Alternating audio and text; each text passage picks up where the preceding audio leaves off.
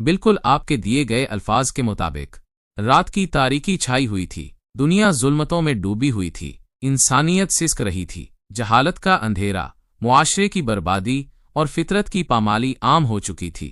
ایسے میں رب کائنات نے اپنی سب سے عظیم نعمت دنیا کو عطا کی، رحمت للعالمین صلی اللہ علیہ وسلم کی صورت میں۔ حضرت محمد صلی اللہ علیہ وسلم کی ولادت مبارکہ 570 عیسوی میں ربیع الاول کے مہینے میں مکہ مکرمہ میں ہوئی۔ آپ کا تعلق قریش کے معزز ترین خاندان بنو ہاشم سے تھا۔ آپ کے والد عبداللہ آپ کی ولادت سے قبل ہی وفات پا گئے اور والدہ آمنہ نے آپ کو بڑی محبت سے پالا، مگر صرف 6 برس کی عمر میں آپ کی والدہ بھی اس دنیا سے رخصت ہو گئیں۔ پھر دادا عبد المطلب نے کفالت کی اور ان کے بعد چچا ابو طالب نے۔ یوں آپ صلی اللہ علیہ وسلم نے بچپن سے ہی یتیمی کا درد چکھا اور صبر کا دامن کبھی نہ چھوڑا۔ نوجوانی میں آپ نے کبھی جھوٹ نہ بولا، نہ کبھی کسی پر ظلم کیا، نہ کبھی شراب، قمار یا گناہ کی طرف مائل ہوئے۔ اسی لیے مکہ کے لوگ آپ کو الامین اور الصادق کہہ کر پکارتے تھے۔ تجارت میں آپ کی سچائی مشہور ہو چکی تھی۔ اسی دوران قریش کی معزز خاتون حضرت خدیجہ رضی اللہ عنہا نے آپ کو اپنا مال دیا اور جب ان کی تجارت میں برکت دیکھی تو آپ سے نکاح کر لیا۔ یہ نکاح آپ کی زندگی کا ایک مبارک موڑ تھا۔ حضرت خدیجہ رضی اللہ عنہا آپ کی پہلی بیوی اور سب سے بڑی مددگار بنے۔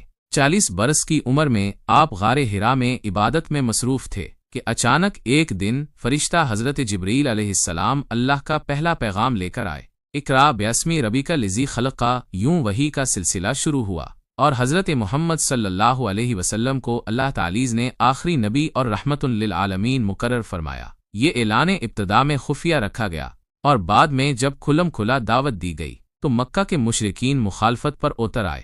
ستم، اذیتیں، بائیکاٹ، پتھراؤ سب کچھ کیا گیا، مگر آپ صلی اللہ علیہ وسلم نے صبر کا پہاڑ بن کر سب کچھ برداشت کیا۔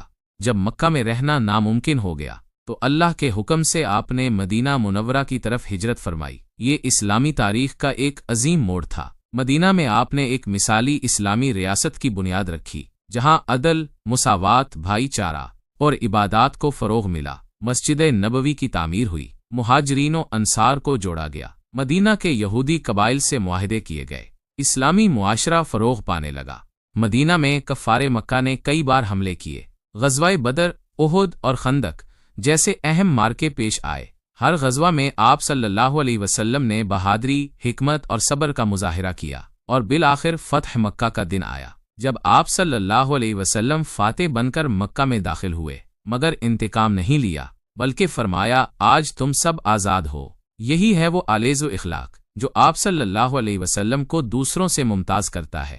آپ صلی اللہ علیہ وسلم نے فرمایا سب سے بہتر وہ ہے جو اپنے اخلاق میں بہتر ہو۔ آپ بچوں سے محبت کرتے، عورتوں کو عزت دیتے، غلاموں کے ساتھ شفقت فرماتے، یہودی بیمار کی عیادت کو جاتے، بوڑھی عورت کا سامان اٹھاتے، جانوروں پر بھی رحم کرتے۔ آپ کا ہر قول، ہر عمل انسانیت کے لیے نمونہ تھا۔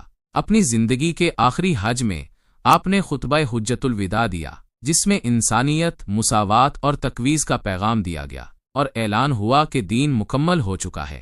پھر صفر کے مہینے میں آپ صلی اللہ علیہ وسلم بیمار ہوئے اور 12 ربیع الاول 11 ہجری بروز پیر آپ اس دنیا سے پردہ فرما گئے، مگر آپ کی سیرت، آپ کی تعلیمات اور آپ کی روشنی آج بھی دنیا کو منور کر رہی ہے۔ حضرت محمد صلی اللہ علیہ وسلم کی زندگی صرف مسلمانوں کے لیے نہیں بلکہ پوری انسانیت کے لیے ایک بہترین نمونہ ہے۔ آج جب دنیا پھر سے ظلمتوں میں ڈوب رہی ہے تو ہمیں پھر اسی روشنی کی طرف لوٹنا ہوگا، اسی پیغام، اسی سچائی، اسی رحم اور اسی عدل کی طرف، کیونکہ وہ صرف رسول نہیں، وہ رحمت للعالمین ہیں۔ صلی اللہ علیہ وسلم۔